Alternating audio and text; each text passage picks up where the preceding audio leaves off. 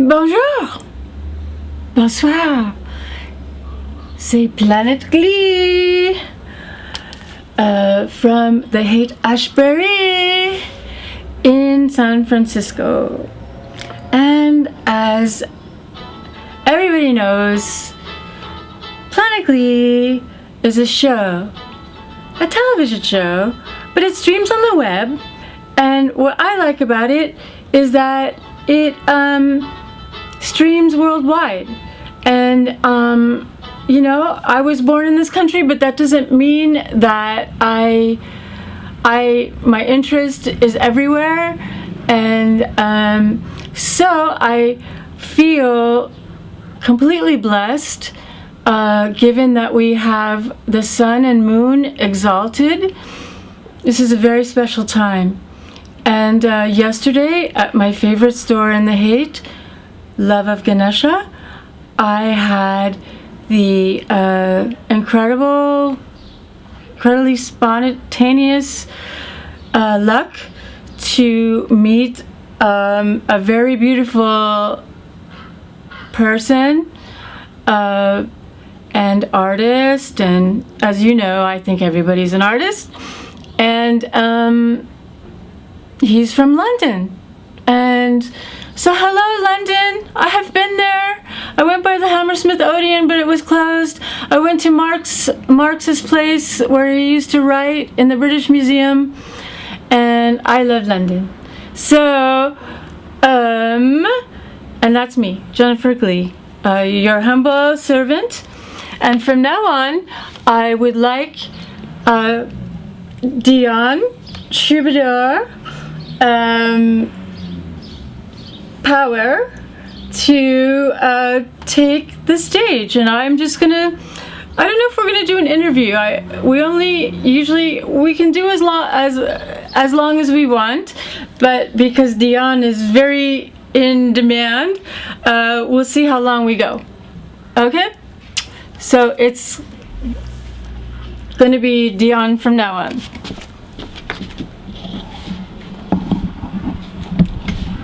Hello.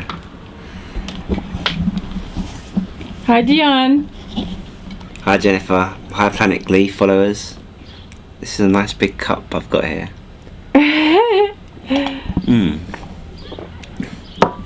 So I'm going to start by giving you one of my new poems, which is called The World of the Day. Freedom fighters, stand your ground. The fun police have come to town. They wear a different uniform.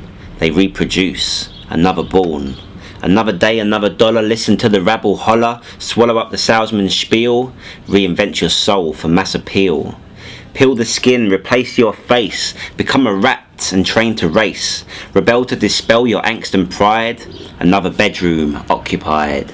Look outside, it's fucking bleak, I can't understand, is it all Greek? To me I see not much to save, except our right to misbehave. A gravestone on the gravy train for every man with half a brain is drawn to doors all marked escape, the letters written in red tape. Democracy's a mockery. Monkeys with money on TV, deciding how the poor should live. They've all got lots, but not to give. A pot to piss in, let them leak, then listen to the shit they speak. I bet your penny to my pound, you'll turn it over, off or down. Whatever you do, avoid the news. Iran, Iraq, even the Jews will soon wage war on a small country with nothing to give except breakfast tea. Can you blame them? Can you fuck? We nicked their oil and traded muck, but at least we armed them just in case. We need an excuse to get in their face. Thank God for football, England's sport. Now tell me, who do you support? Which colour do you most prefer? It's all used for distraction to occur. Then there's EastEnders every night, so you're thankful your lives ain't that shite. It gives us something to talk about, but no real reason to stand or shout. Post your protests on the wall, then add more bricks and watch it fall. You're not allowed to be loud, all crowds comply. You eat, you sleep, you work, you die. The church is the worst, the principle's the same. Let's all chant this made up name, and it will give us a ray of hope, not found in some star-studded soap. Dirty is our world, disgusting. Tell the cleaners to do some dusting. When the cabinet is clean, we can try to get high off of Mr. Sheen. And tell the world to change. You call the children sad and strange. Smack them if they misbehave. Then let them help you to your grave. Thank you. Merci.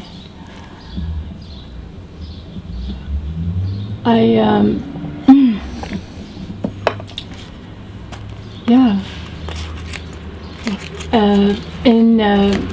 In London, is there a big poetry spoken word scene? There actually is, but it hasn't been there for very long.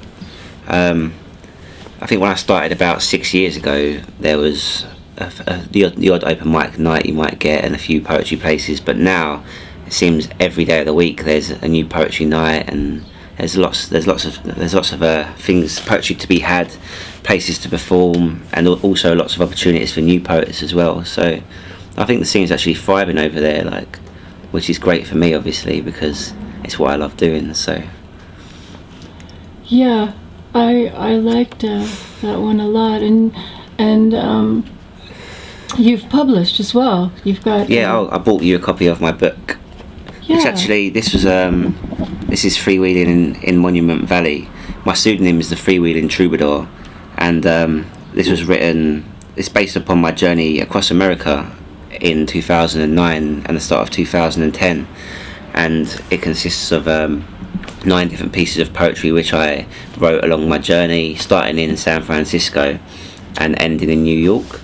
And there you go. Yeah, let's have a look at it. Have a little look. But what I managed to do is I incorporated 9 other artists to each illustrate one of the poems. Oh, cool. And there's a short story in the middle about my time spent in Monument Valley with the Navajo Indians, where I climbed a mountain and nearly died because I was on mushrooms at the time and mescaline and all sorts of stupid shit.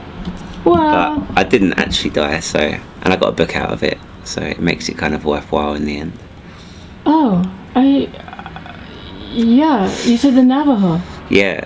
Very, very,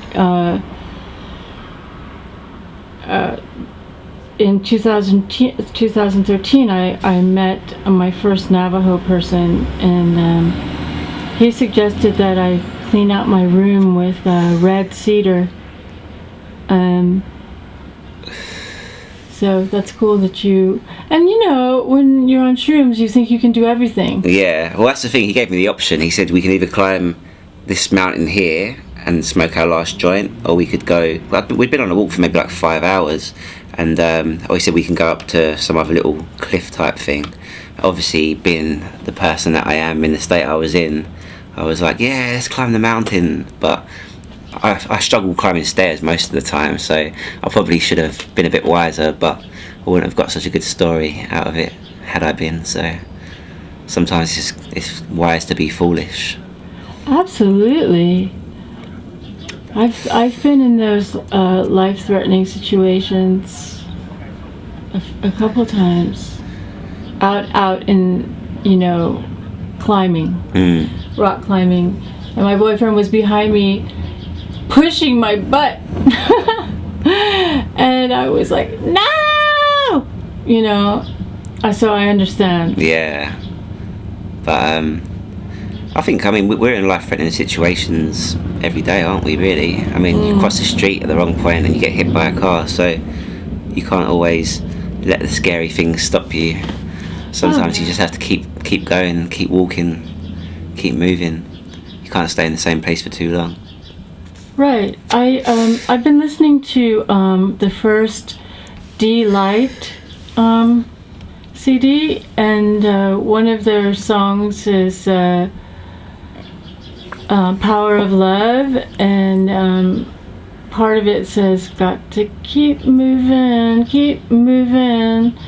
and that's kind of been my mantra lately. I actually wrote a piece when I was staying here last time in the Mission. There was a hostel, and there was a bar which had a roof terrace. It was like a very expensive bar, and they were open until midnight, I think. So after that, they used to close off, and then we used to climb out of the window of the hostel and go up the metal staircase and then end up on this beautiful roof with like views across the whole of San Francisco and the Bay Bridge. And I went to go and see the Pixies in Oakland. And yeah, we accidentally overdosed on mushrooms at the time. So that was quite an interesting gig. But when we came back, the guy I was with decided he was going to stay and we'll try and sleep, which I advised him against doing because I knew that he wouldn't be able to sleep. He'd just lay there with his thoughts. But he stayed in bed and I climbed up onto the roof with my laptop and somehow in the dark managed to type this whole it's called the stream of, I just call it stream of consciousness, but it's basically my view across San Francisco and the city, which I've got here in the book. I can do a little reading of it. I've got a gig in Oakland tonight which I'm planning to read this as well, so since it's a San Francisco piece I might as well do it for you. Yeah, right on. Yeah, whatever you want to do. You could read bits of it or you could read the whole thing. It's up to you. I think I'll read the whole thing. Okay. I think certain things need to be followed through, especially with written pieces, just so you can get across everything. So yeah, so this is my view from the rooftop in San Francisco, looking out across your beautiful city. Let me dance, for now I am free. The ridiculousness of everything seems so apparent now. The waves of light across the cardboard city, watching it slowly simmer. All that is unholy and impure packed in towards the fire. People lining up, waiting for their time to burn. My time is now. I will not wait in line. No need to push me towards the fire. I'm already burning inside. This one-man band is about to expand into something so grand, so magnificent, that even death, with all of its sweet-soaked glory, would have to step back and say, shit, that kid's just painted his masterpiece. My Sistine Chapel only has a capacity of 1, and I ain't going nowhere. A one-way trip every time you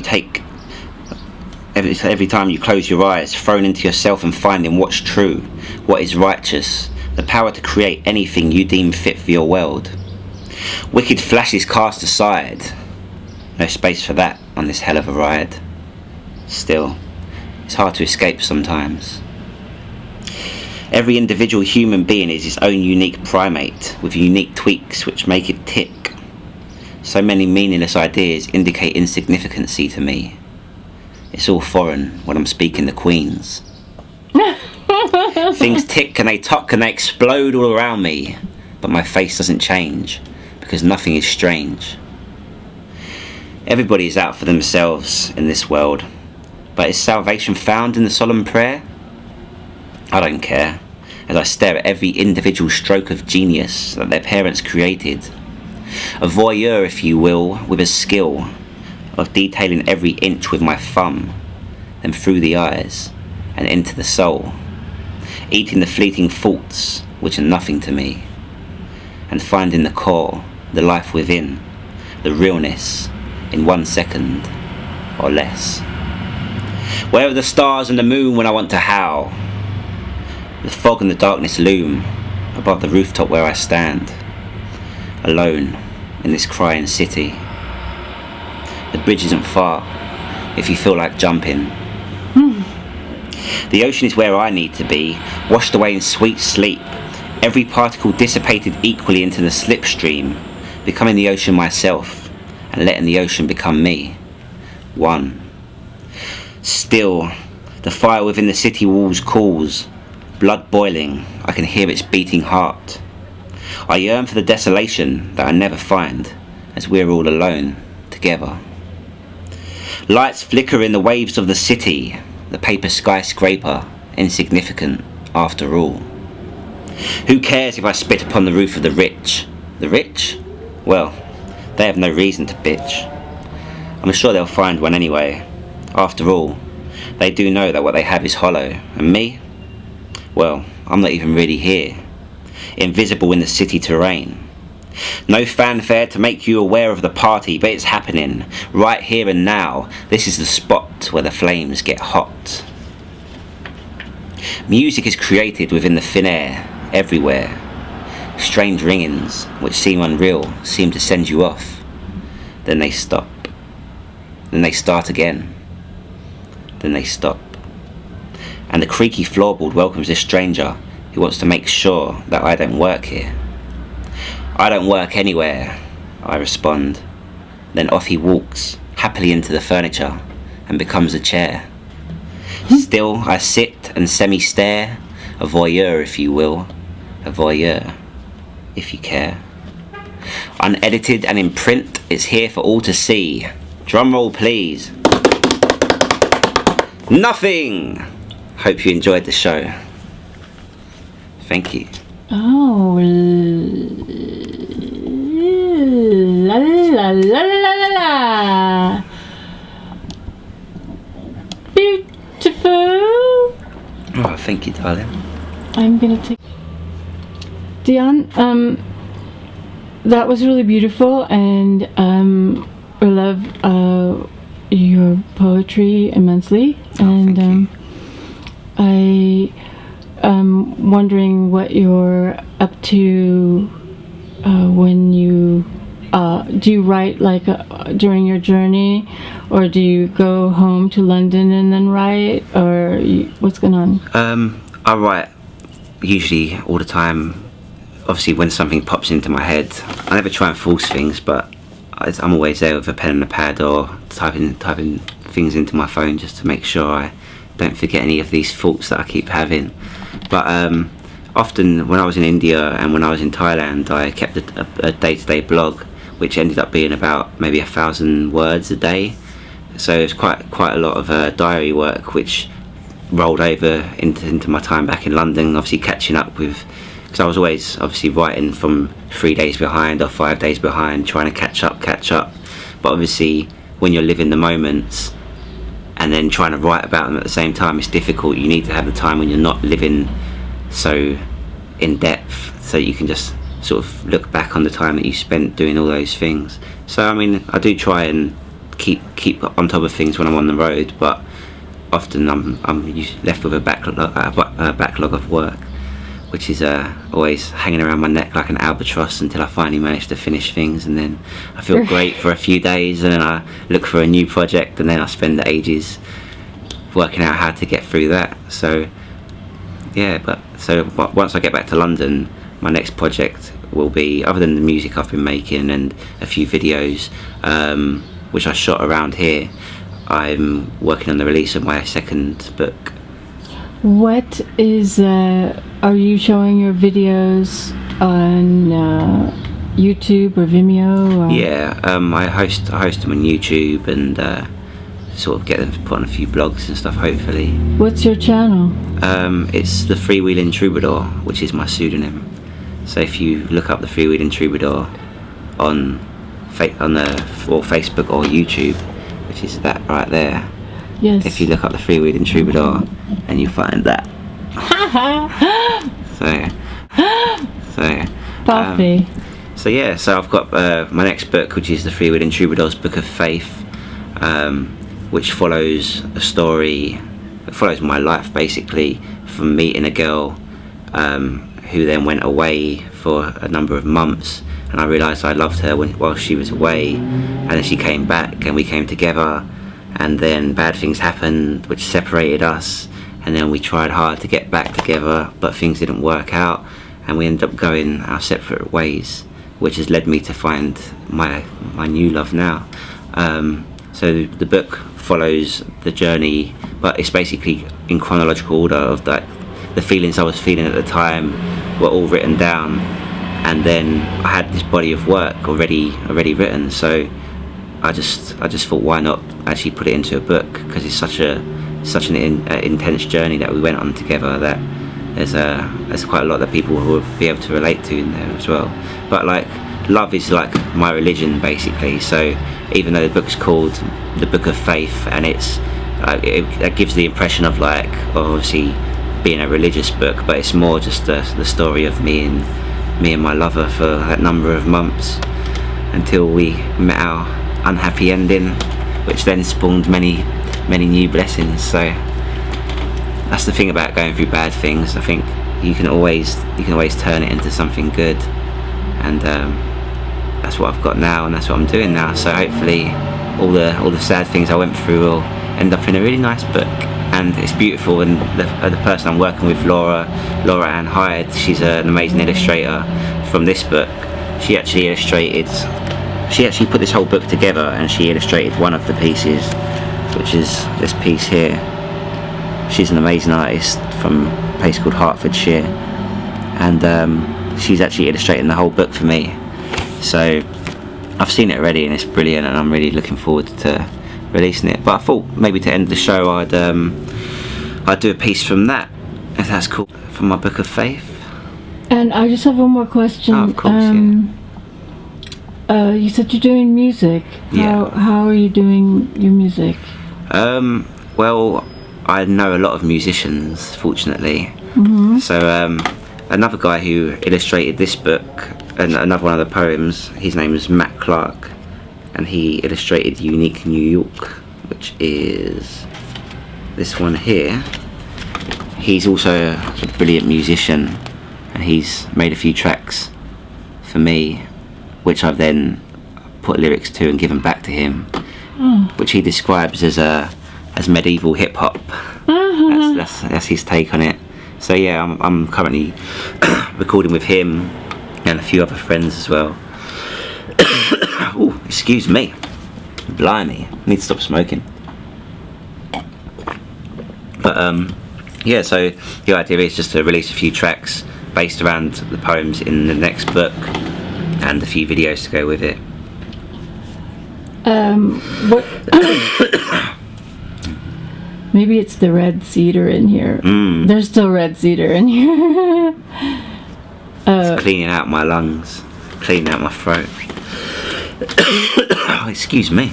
I was going to ask you, do you have a title for the new book?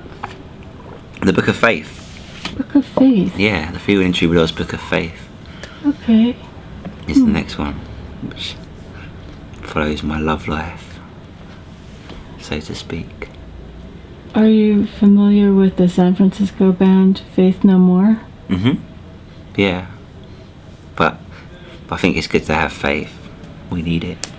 Right, yeah. Can we pause for a sec? Yes. Oh, Jesus. With you? What would you like to? Yeah. So, your last piece is from your new work? Yeah. It's from the Freewheelin Troubadour's Book of Faith, and it's called Lost Love, Suicidal Bastard Ballad number 13. I think it's one of those ones where the title's probably better than the poem. I like that title. But yeah, Lost Love, Suicidal Bastard Ballad number 13. You stole my heart from the start and set the spark that set the flame inside my brain. I can't complain. A grain of sand you made this land for us to hold, be bold and grow old. But we're still young, I'm still the same sun. To me you're the moon, I howl like a loon for you. I heard you lonesome and blue, but I'm not there to bear the weight or hold you close. Chasing your ghost more often than most. Your face reappears encapsulating my fears. After all these years still here but nothing has changed. I hold the flame, I can't complain, I can't complain. Lost in the moment, caught in the trip. The heat from the fire when lips met hips has left me burnt to the 3rd degree in purgatory. This isn't the place where I want to be. I want to be with thee, you see. But I'm sat still here alone with me. 4 walls, no windows and a door on the floor. I can't complain, but I can't take no more pain. A ceiling full of clouds, but no brightness around. The darkness clinging to me like a poisonous shroud. I look into the mirror, and what do I see? But your vacant face staring blankly at me. This will be the last time I scream your name, deemed insane as I wait in vain. I won't complain, incomplete, staring at your empty seat. You left me here, still here, I held you dear, awaiting your return, but I was spurned, and now I bear the brand. Your hand on my heart grips hard, too hard to bear, still remaining here, there and everywhere. Too blind to see my bride-to-be was riding me, rode out to sea, never seen again. Only the rain could know this pain, and it ain't saying. So I don't know where to go or what else to do. Digging this grave, visions of you is laid out for me to lie. Your face flashes as my trigger clicks. Love, goodbye. Thank you. Thank you, Dion. You're more than welcome. The Freewheeling Troubadour. When I saw that, I said, "Oh, I have a book, a parabola issue on love, and it includes the French troubadour." Oh, really? Yeah. Because the troubadour's Includes the French troubadour. Oh, really? Yeah. Because the troubadour's like a French poet from like the 14th, 15th century, Right. who used to go from town to town and delivering the news. It's kind of like a town crier, really. But before. You know, that's what I love about living here in San Francisco, is that there are people from all over the world here. I don't think I've been really blessed that, you know, yeah. No, definitely. Same as London. I love cities which are multicultural, and you can meet people who are from everywhere, and people who didn't just grow up in that city and think it's their own. People who come and embrace it. So I think we're very lucky to live in this time and place. I mean, people go on about the 60s and like, oh, I wish I lived in the 60s, but you have to appreciate living in the now, and I think we're very lucky the age which we're in. Although there's a lot of negative things going on, there's a lot of positive switched on people, and we're learning to connect more in a mental state and in a physical state, and obviously online as well. So the world is a lot smaller for everyone now. For sure. If you close your eyes, you can reach your best friend even if they're in a different country. Tell them that you love them. I would love to go to London and just do a couple weeks of Planet Glee and interview a whole bunch of really cool people that you know. Yeah. And others. Because the person that I know wrote a book. And it's in here somewhere. It's called The Bride's something. Right. And it's about Russian spies. It's a very eccentric book. Oh, it sounds interesting. Well, and they're from London. Yeah, my friend in the East End. Oh, not far from me in Hackney then. No. He goes to some Saturday night like intellectual book talk. He's a little bit on the overbearing, like intellectual trip. But yeah, The Bride something or other. I'll find it. I'll You have to send it on to me. Yeah, I will. Right, I need to go and get ready for my next gig now, which will be happening in Oakland this evening. So by the time people see this, the gig will be finished, and you missed a great party, and I've done really well performing. But that's what I'm projecting anyway. I hope it works out. Right. I think that's true. And saying that you love yourself and means I love everybody, but I think to be able to do that, you have to love yourself first. Yes, and you have to be also your best critic, but also love what you do. Yeah, you've got to support yourself. You've got to believe in what you're doing, believe in your existence, because it's so fleeting in the grand scheme of things. I mean, all we're going to be left with when we die is whatever mark we left while we were here, and through other people we'll live on until everyone that knew us dies or our work disappears, and then we're gone. But I think we're doing alright at leaving a few traces around, so hopefully our energy will remain in the world forever. And I think if not, it will just be passed on somewhere else and recreate someone in our image, hopefully. Okay. Alright. No comment on my side. That was beautifully said. Oh. And yeah. So in London, what would be the usual thing you say to your friends, like goodbye, see you later? How do you do that? I'd probably say take it easy, mate. Okay. Look after yourself, bruv. Nah, what I will always say to people when I leave them is I love you, and I'll give them a hug. So I love you, viewer, and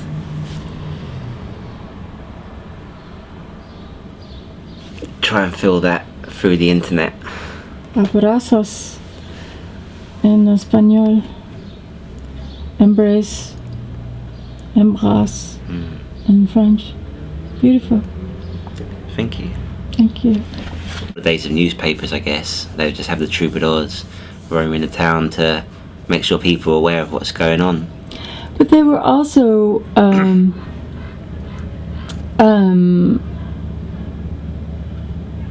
singing love songs. Yeah. Yeah. But that's what it talks about in Parabola. Oh, beautiful.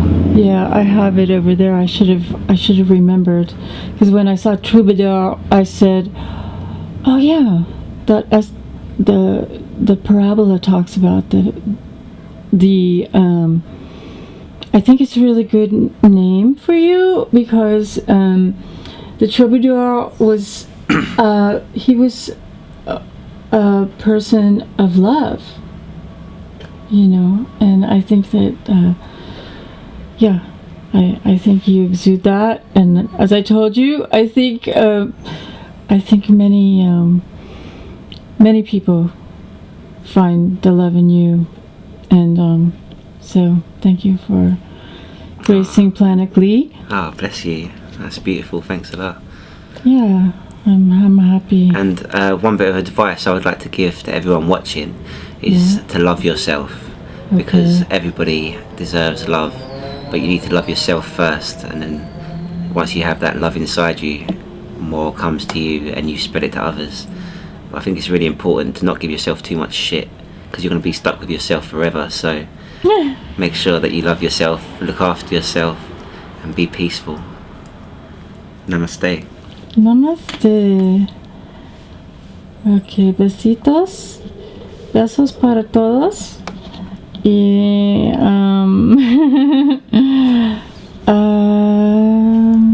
Au revoir. oui.